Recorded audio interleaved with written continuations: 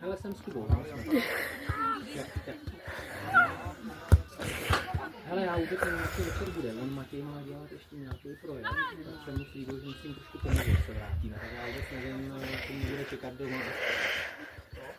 Dobrý, děkuji za nabídku a uvidím, jak to budu si dát. Jo? Hele, první